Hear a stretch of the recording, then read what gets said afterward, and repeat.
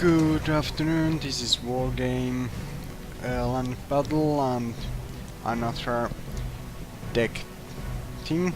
This is my newest deck, NATO 9, and I will talk something about my new deck and new patch which they release it on Friday. And okay, in first new patch they made some they fixed some problems in campaign. I haven't checked is it good or bad, but there was lots of balance change, so they lowered and raised available units per card, and I'm not sure, maybe added some more new units, not sure about that, but main line was that the Soviet pact units cost less and NATO units cost more. Okay, I think it was a main line, more available to pack units lower than NATO, especially mine countries like USA, France, England, German. But and for example, France AA they lowered the availability, so you can't have 8 Roland in a France deck. One card doesn't give you any more 8 Roland, only 6, and some, yeah. I think the newest patch made pack much better country to or side to play. It's not OP, but yeah, now it's balanced much better than it was, because yeah, lower cost and more availability. And these other countries like Sweden, Norway, Canada are now much more payable, and now I really like to play with these other countries, because, or you may have noticed that before, or in my videos, I have almost only played with NATO, Germany, France, England, not Sweden, Canada and other that kind of countries, and in backside only in Soviet Union, I think. Okay, and this is my newest deck, and I have these armored. They have some armor. Road speed is quite good, better than this one. It is cheaper but same armor. And then I have a Jeep Commander, which I can use to capture some safe sectors. They are also weaker. These are better. They have some kind of gun, but I don't take the command vehicle because it have a gun or something like that, because usually it's not helping if the infantries are so close that they can open fire. Command vehicle is gone. Then I have some transport supply helicopters.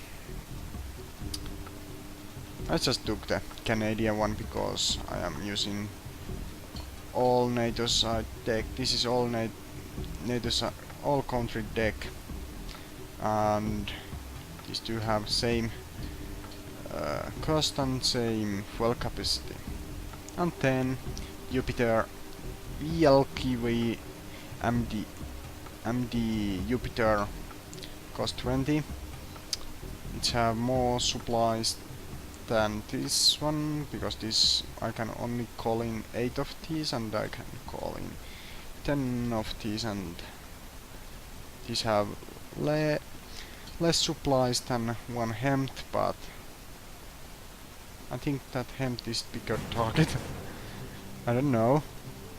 Maybe it's not. Yeah, I think this is much bigger than this, so enemy artillery or other units can easily. This is much easier target. Road speed is same, so it's no difference. Then maybe the best 80 km infantry in the game, Milan F2 in WAB. I don't know. This was too. This is much better. Some kind of armor to my units. One armor. No armor. Actually, WAP have higher road speed, so it's a better one in my game style, where I have to be first in important areas and towns. Assault engineers with flame tower, really useful against enemy in forest, and quite good in fire range with napalm. Okay, one thing. In first beta, I think it was so, the napalm, your units with napalm weapons cold fire over the buildings even without they have a line of sight if someone see the enemy. So, and now then, when that was in game, flame tower units were much better to use, much useful. But now when they need range of fire, tanks with flame towers and vehicles with flame towers are almost useless, because they have to go to close range, and I usually use flame tower vehicles in urban areas, so it's really enemy can easily kill them with the rocket in close quarter. Riflemans, 20 of them. I have always these so less veterans than I can have, because if I want pay more room for my units, I take the better one, which have better stats, not the veterans. I really need lots of units, and they are using Humvee. Why? Good road speed, good off-road speed, and 1000 kilometer operative range. And then I have US Marines in lab. Labs are really good to support these Humvees or Wabs, and then lots stringers, good. This is really good. I used this in Wargame European Escalation 2, because now I have anti-air weapon and anti-tank weapon, and really cool anti-infantry weapon. And same, okay, it's cost lots, but I can pay that. Artillery. When I select my artilleries, I always look down here. 60 round per minute. This is my key. I don't wanna this kind of one round in minute. It's not worth of it, because now this one will do much more than this one, and this have only 2 rounds. Okay, they are bigger rounds, but if I can send more rounds in the area, the stun effect is better, and I have much more chance to kill enemy command vehicle and infantries and hit the right place. And of course I can I can use one card, I catch 3, and here I only can catch, okay, 3. But this is also cheaper. Martyr on 2. Good range against airplanes, good range against helicopter, that's why. And some armor. This is not so heavily armored. These have 10 missiles. But this is my long range sniper to kill enemy airplanes. But only 3 missile. It's weak side of this thing, and this is my first line support unit which support my rush and other my attack. It's really these AA guns are really good against enemy helis and some light vehicles, so I like them. And Vulcan is cheap and high availability, so I selected that. Then what was that? What is that? I wanna see. Oh, it's big one. Oh, we lost. Where did it go? No, whatever. Oh, it's this one. What we have? I have never seen. Okay, I don't take. Not. But I have a Sweden. This is really good in first. Cheap. Armor. And okay, it can turn quickly, but high fire rate of fire, and really good if enemy is coming from front, but side not so good. Then I have MIP Abrams, my tanks which I use to secure areas, good fire range, AP and accuracy is not so good, good armor, and my heavy tanks, or heaviest, is this one, Leopard 2A4. Long fire range, accuracy is good, AP power is not the best, but it's good. I really know so much difference. I was taking the Challenger one, but then I saw that this have more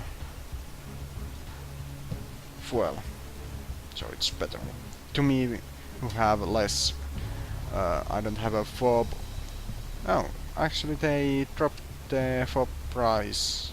Yes, they dropped it, and then I have AMX-30P, which is my, let's say, rush tank, which I use to see what my enemy have against me. Quite good armor, long fire range, and autocannon. That's why autocannon. My recon units. It's fast and quite long operation range, and yeah, good optics, good. And the Bradley, my heavy recon. These are covering my flanks. This is in mine, where my mine forces are, with the protecting my units with tow and Bushmaster autocannon. Good unit. And then I have some SAS in a helicopter. Helicopter is armed with rocket pods, so I can pick down enemy helicopters when they try to land and drop infantries. And yeah, they have a anti-tank rocket and anti-air rocket, so I can snipe down enemy recon helicopters, which is always useful. Vehicles. AMX-10 Milan. No, IMX Hot. Lots 16 missiles, long fire range. I can pick up enemy tanks before they can spot me or fire back, and then I'm 901 ITV with ITO missiles and same fire range. Little bit better AP and power and accuracy, I think. Yes, and but rate of fire is not so good. Helicopter only one, AHO 1E Cobra, EE Cobra. 6 of them are really useful to defend my flanks and protect my infantries and clear and help my infantries to clear towns. And 10. This I really try to figure it out how to use airplanes, and that's why I usually lost, because I usually lost all my planes. And I have 2 of these Thunderbolts. These have 80 km missiles, so is it good units to pick down any 1 or 2 enemy units in the ground. Okay, they have 6 missiles. Then I have this is my cheap bomber. When I need to kill lots of enemy infantries, and the air space is hot, I can send this because it costs nothing. This is my heavy killer from Norway, and 1000 kilo bombs. Really useful against enemy tank and some anti-air missiles. No armor. Oh, you have armor? No, you have. Oh, I will go soon, and this is my anti-air missile, so I have to go to play. Thank you for watching. See you next one.